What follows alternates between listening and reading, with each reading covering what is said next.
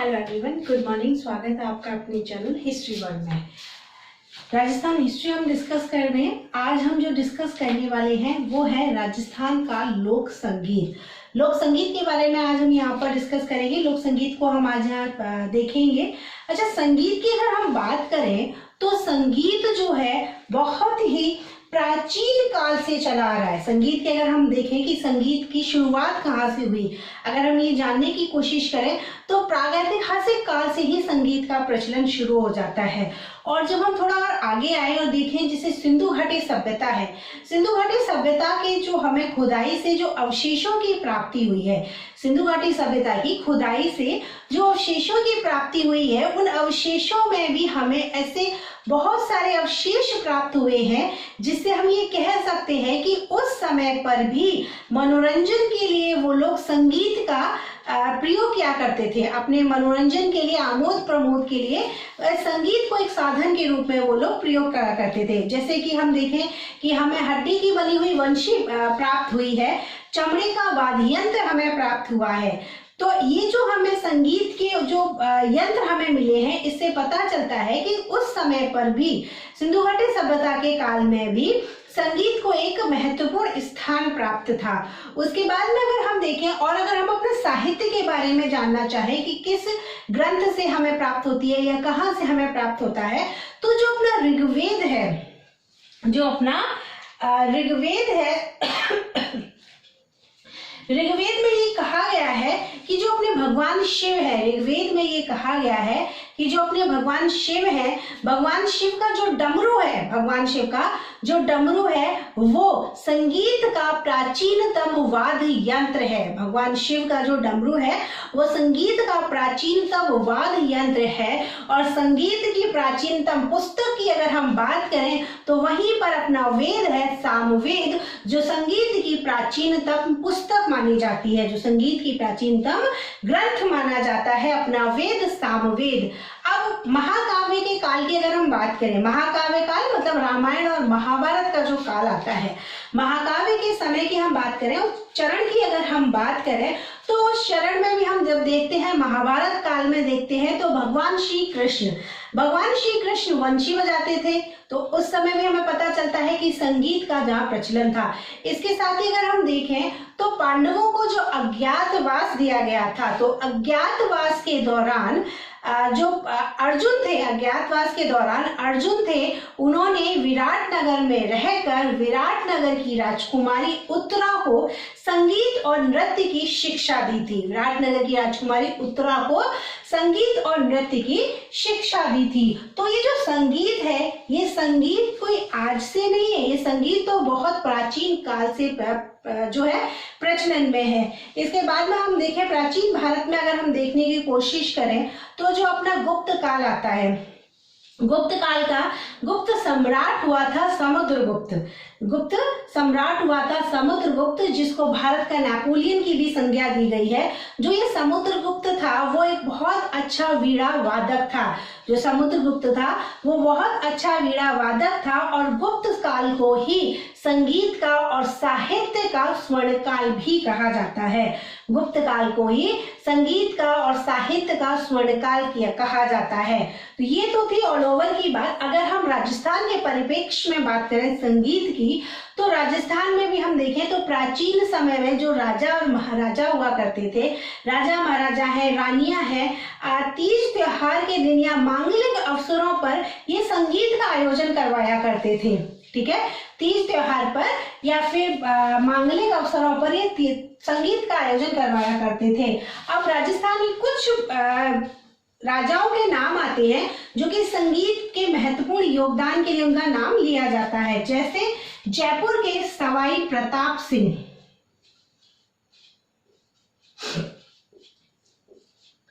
जयपुर के सवाई प्रताप सिंह है। बीकानेर के राजा है अनूप सिंह।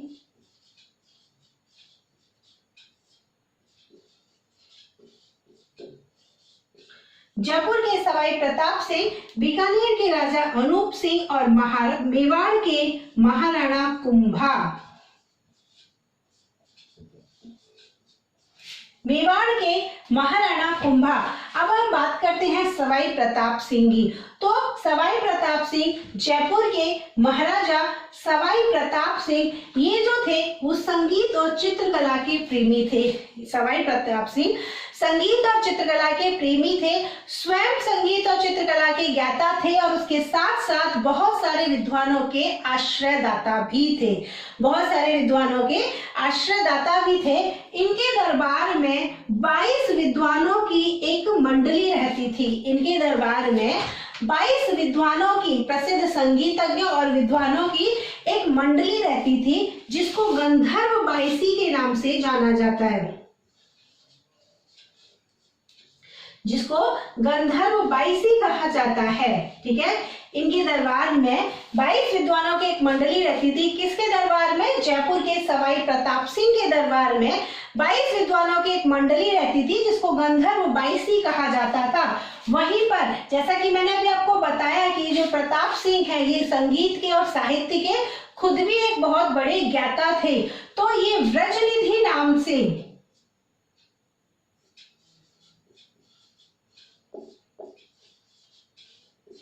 व्रजनिधि उपनाम से काव्य की रचना करते थे। जो सवाई प्रताप सिंह है इन्होंने व्रजनिधि उपनाम से काव्य की रचना भी की है। अब हम पढ़ते हैं अनूप सिंह के बारे में। बीकानेर के महाराजा अनूप सिंह, बीकानेर के महाराजा अनूप सिंह स्वयं विद्या के अनुरागी थे, विद्या के प्रेमी थे और बहुत से विद्वानों के आश्रयदाता थे। इनके दरबार के एक प्रसिद्ध संगीतज्ञ का नाम हमें मिलता है और वो नाम है भाव भट्ट।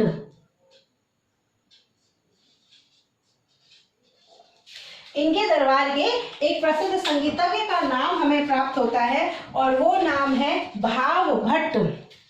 ठीक है, और महाराणा कुंभा, महाराणा कुंभा तो है ही संगीत के और साहित्य के प्रकांड विद्वान। संगीत और साहित्य का स्वर्णकाल कहा जाता है महाराणा कुंभा के काल को। ठीक है, लोक संगीत, राजस्थान के लोक संगीत। अब हम देखें कि राजस्थान में संगीतज्ञ के जो अकेडमी है, संगीतज्ञ की जो अकेडमी है उस अकेडमी की स्थापना कब की गई? तो 1957 में, 1957 में राजस्थान में संगीत नाटक अकादमी की स्थापना की गई। और कहां पर की गई? जोधपुर में की गई। कहां पर की गई? जोधपुर में की गई। ठीक है, और एक चीज और आप याद रखना, जब हम संगीत की बात ही कर रहे हैं तो एक शैली है ध्रुपद गायकी।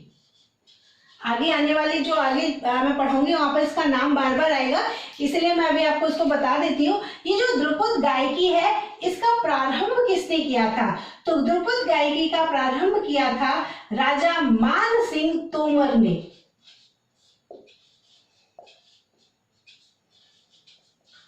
ठीक है, राजा मान सिंह तोमर ने ध्रुपद गायकी का प्रारंभ किया था। या राजा मान सिंह तोमर जो है वो ध्रुपद गायकी के जनक माने जाते हैं। ठीक, अब हम देखते हैं संगीत घराना। देखो एक एक टॉपिक को कंप्लीट करते हुए चलेंगे जिससे कहीं से भी अगर कोई क्वेश्चन बनता है तो अपने को उस क्वेश्चन का आंसर आना चाहिए। संगीत घराना, अब सबसे पहले हम ये देखते हैं कि ये संगीत घराना होता क्या है, किस शब्द को ये रिप्रेजेंट करता है, इसका अर्थ क्या होता है। तो देखो संगीत घराना जो है एक स्पेसिफिक गुरु और शिष्य की परंपरा से संबंधित है।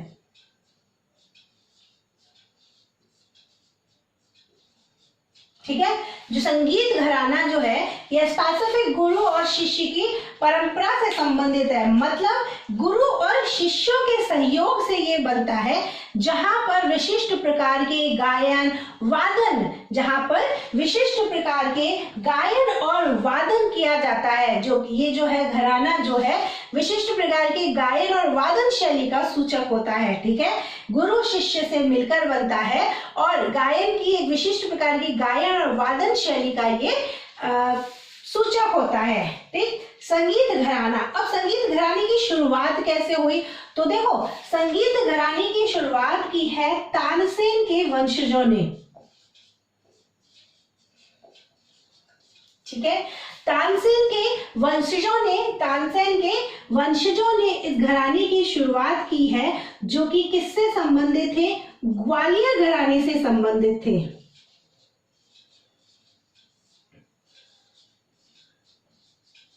ठीक है, तानसेन के वंशजों ने घराने की शुरुआत की है।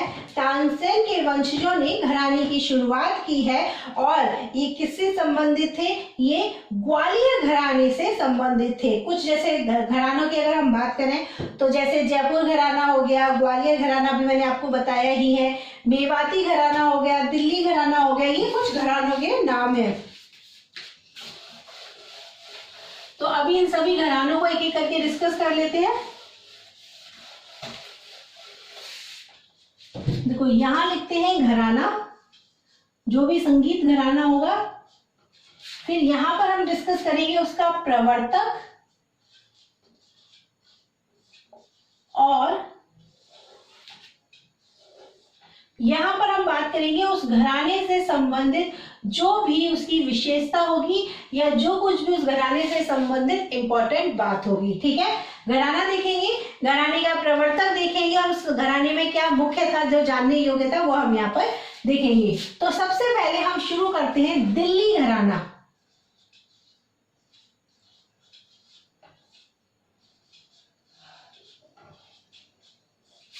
सबसे पहले शुरू करते हैं दिल्ली घराना। अब देखो दिल्ली घराने के प्रवर्तक कौन थे?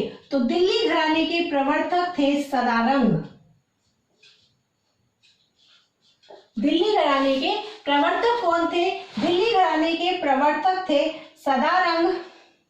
और ये जो सदारंग थे वो ख्याल गायन शैली के प्रवर्तक थे।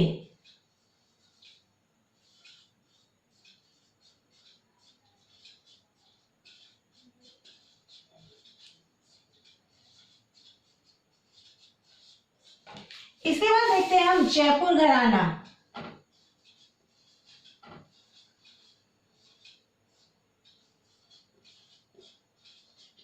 जयपुर घराना के प्रवर्तक कौन थे? तो जो दिल्ली घराने के प्रवर्तक थे सदारंग। ठीक है, जो दिल्ली घराने के प्रवर्तक थे सदारंग, सदारंग के ही पुत्र हुए हैं मनरंग। सदारंग की ही एक पुत्र हुए हैं जिनका नाम है मनरंग। और ये मनरंग ही है जो कि जयपुर घराने के प्रवर्तक थे। अब क्योंकि ये सदारंग के पुत्र हैं और सदारंग ख्याल गायन शैली के थे, तो मनरंग भी जो है जयपुर घराने में भी ख्याल गायन शैली जो थी वो बहुत प्रसिद्ध थी। ख्याल गायन शैली।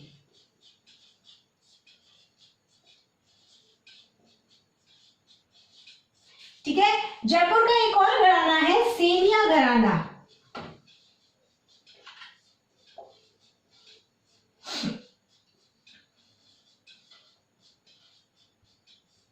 ठीक है, जयपुर का एक और घराना है सेनिया घराना, जो कि सितार वादियों का घराना था।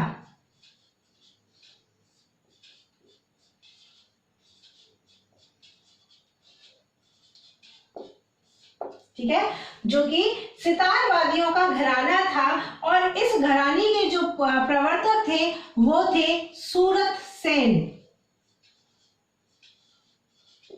इस घराने के जो प्रवर्तक थे वो थे सूरत सेन। और ये सूरत सेन कौन है? ये तानसेन के पुत्र हैं। ठीक है, ये जो सूरत सेन है वो कौन है? तानसेन के पुत्र हैं। सितार वादियों का ये घराना था। और सितार वादियों में हम ये कह सकते हैं कि इस घराने के जो व्यक्ति थे या इस घराने से संबंधित जो संगीतज्ञ थे वो ध्रुपद शैली की एक तो है गौहर वाणी और दूसरी आती है अपनी खंडार वाणी।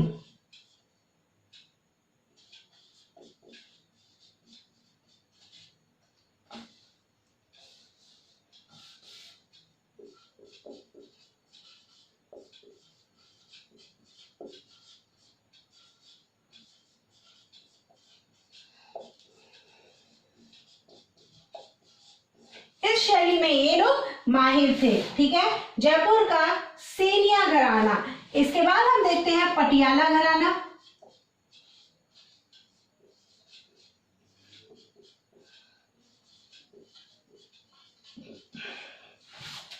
पटियाला घराना, और जो पटियाला घराना है इसके प्रवर्तक कौन थे? फतेह अली और अली बख्श।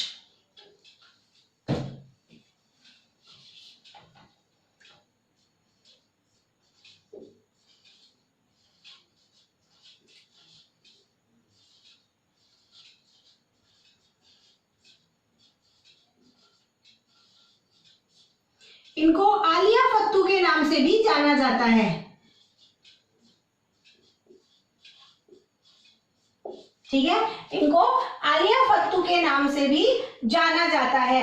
और ये जो आलिया फत्तू है ये जो जयपुर से शिक्षा प्राप्त करके पटियाला गए और वहां पर पटियाला घराने की इन्होंने इस शाखा की इन्होंने स्थापना करी। तो ये जो शाखा एक तरीके से जयपुर घराने की उप शाखा के रूप में ही प्रचलित हुई। ये जो शाखा एक तरीके से, क्योंकि ये जयपुर से ही संगीत की शिक्षा लेकर गए थे और फिर इन्होंने वहां जाकर इस घराने की स्थापना करी, तो ये जो घराना है एक तरीके से जयपुर घराने की ही उप शाखा के रूप में ये आगे चलकर प्रसिद्ध हुआ। ठीक है, इसके एक प्रसिद्ध संगीतज्ञ हैं, उनका नाम आप नोट कर लीजिए। कई बार पूछ लिया जाता है संगीतज्ञ का नाम दे करके कि ये संगीतज्ञ किस घराने से संबंधित रहे हैं। ठीक है, तो इसके संगीतज्ञ है पाकिस्तानी गजल गायक गुलाम अली।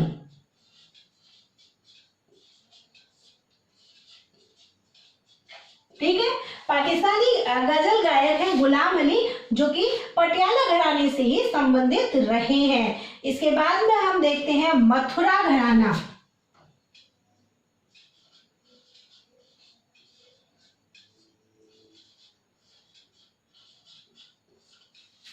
मथुरा घराना, ये घराना व्रज क्षेत्र में प्रसिद्ध था। ठीक है, व्रज क्षेत्र का घराना है, याद रखना मथुरा घराना जो है व्रज क्षेत्र का घराना है। ठीक है, और इसके जो प्रवर्तक हैं वो कौन थे? मेहताब खान।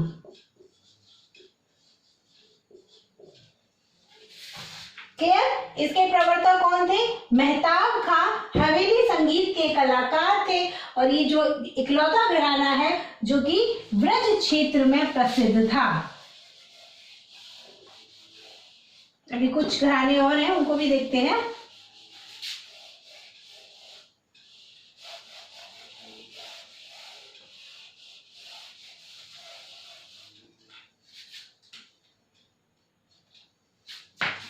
अतरौली घराना,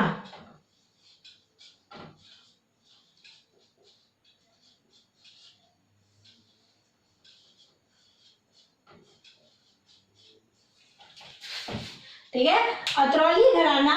और ये जो अतरौली घराना है इसके प्रवर्तक कौन थे? तो इसके प्रवर्तक थे साहिब खां। ठीक है, इसके प्रवर्तक थे साहेब खां। और ये जो साहेब खां थे वो जो ध्रुपद शैली मैंने आपको बताई थी, ध्रुपद शैली की जो खंडार वाणी बताई थी मैंने आपको, खंडार वाणी के ये गायक थे। ठीक है, खंडार वाणी के ये गायक थे साहेब खां। और ये बहुत इंपॉर्टेंट घराना है, इसमें आप याद रखना इस घराने के एक संगीतज्ञ हुए हैं जो कि रुलाने वाले फकीर के नाम से बहुत प्रसिद्ध हुए हैं। ठीक है, इस घराने के एक संगीतज्ञ हुए हैं जो कि रुलाने वाले फकीर के नाम से बहुत प्रसिद्ध हुए हैं। और उनका नाम क्या था? उनका नाम था मानतोल खान। ठीक है, उनका मेन नाम क्या था? मुख्य नाम उनका क्या था? मानतोल खां। और ये रुलाने वाले फकीर के नाम से बहुत ज्यादा प्रसिद्ध हुए। इसके साथ में एक और है, यहीं से संबंधित है, वो है हरि सिंह। हरि सिंह, अब इनका हरि सिंह जी का नाम क्यों यहाँ पर आया है? तो देखो हरि सिंह जी के बारे में ये कहा जाता है कि एक बार इन्होंने अपने गायन से पत्थर को भी रुला दिया था। ये कहा जाता है इनके बारे में कि हरि सिंह जी ने एक बार अपने गायन से पत्थर को भी रुला दिया था। इसके बाद में देखते हैं डागर घराना,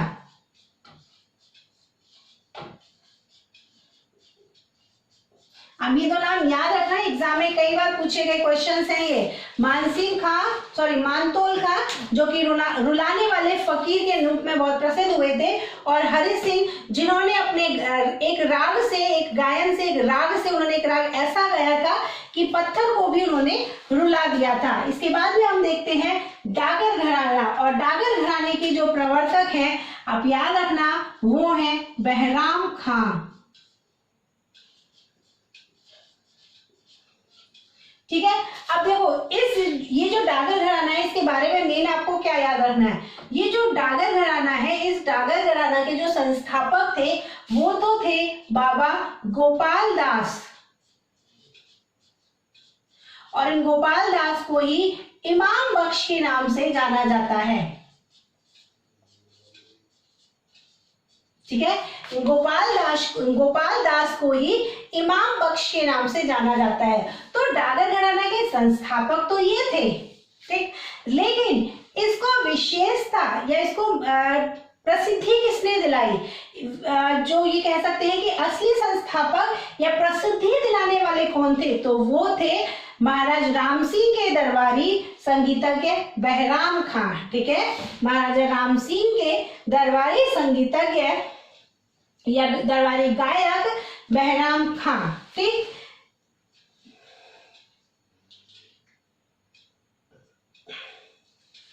नेक्स्ट देखते हैं मेवाती घराना।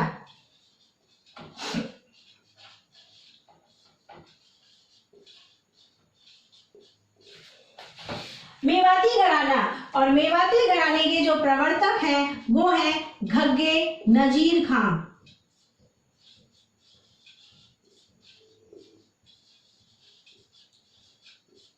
ठीक है, और इस घराने से कुछ संबंधित कुछ संगीतज्ञ हैं, उनके आप नाम नोट कर लीजिए, जैसे कि पंडित जसराज,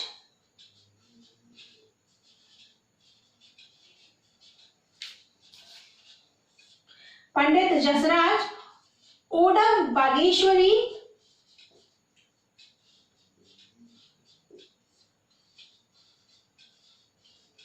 ज्योति मोती,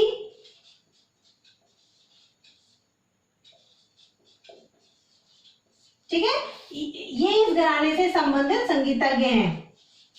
इसके बाद में हम देखते हैं, इसके बाद में आता है अल्लाह दिया घराना।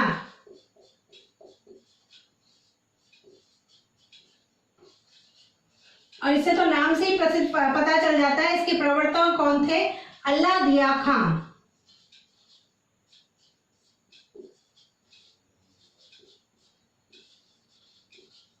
इसके तो नाम से ही पता चलता है कि इसके प्रवर्तक कौन थे, अल्लाह दिया खां इसके प्रवर्तक थे।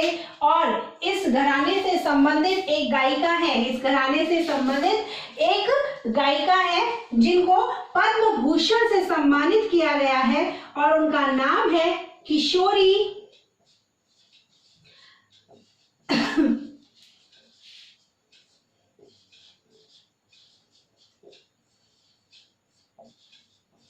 किशोरी रविंद्र अमोड़कर। ठीक है, इस घराने की एक प्रसिद्ध गायिका है जिनको पद्म भूषण से सम्मानित किया गया है, और वो कौन है, किशोरी रविंद्र अमोड़कर। दो तीन घराने और हैं, उनको भी एक बार देख लेते हैं, सारे घराने कंप्लीट करते हैं अभी।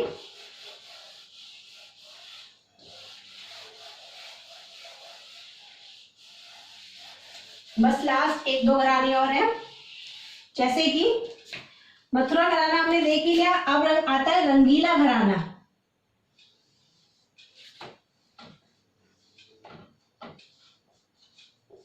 रंगीला घराना है, कत्थक घराना है,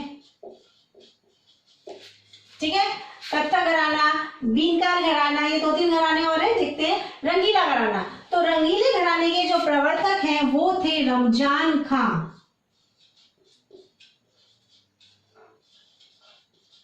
ठीक है, रंगीला घराना के जो प्रवर्तक थे वो थे रमजान खान। और रमजान खान कौन थे, देखो जोधपुर के एक गायक हुए हैं, जोधपुर के एक गायक हुए हैं जिनका नाम था इमाम बख्श। जोधपुर के एक गायक हुए हैं जिनका नाम था इमाम बख्श, और ये जो रमजान खान थे ये इन्हीं इमाम बख्श के शिष्य थे।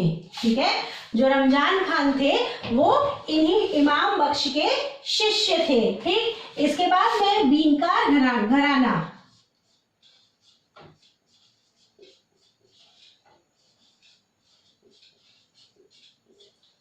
बीनकार घराना, और ये जो बीनकार घराना है इसके प्रवर्तक कौन है? इसके प्रवर्तक हैं जयपुर के महाराजा राम सिंह के दरबारी रज्जब खां बीनकार।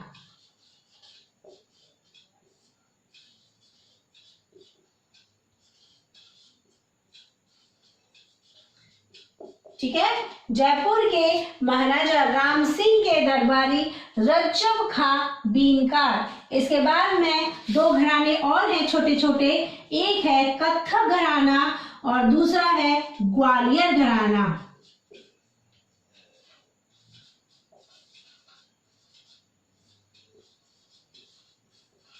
एक है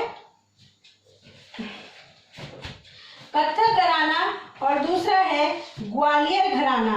तो ये जो कत्थक घराना है, कत्थक घराने के प्रवर्तक कौन है? कत्थक घराने के प्रवर्तक है भानु जी और इसके कुछ अन्य कलाकारों में नाम आता है बिरजू महाराज। बिरजू महाराज जो है वो कत्थक घराने से ही संबंधित रहे हैं। इसके बाद में आता है ग्वालियर घराना, और जो ग्वालियर घराना है, ग्वालियर घराने के प्रवर्तक हैं अब्दुल्ला खां।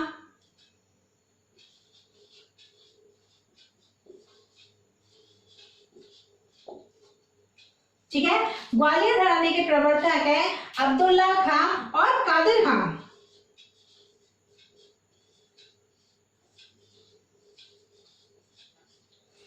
ग्वालियर घराने के प्रवर्तक कौन है? अब्दुल्ला खां और कादिर खां। ठीक है, और जो ग्वालियर घराना है इसको प्रसिद्धि किसने दिलाई? देखो, प्रवर्तक तो ये है, शुरू तो इन्होंने कर दिया, लेकिन आमजन तक किसने पहुंचाया? प्रसिद्धि किसने दिलाई है? तो प्रसिद्धि दिलाई है हद्दू खां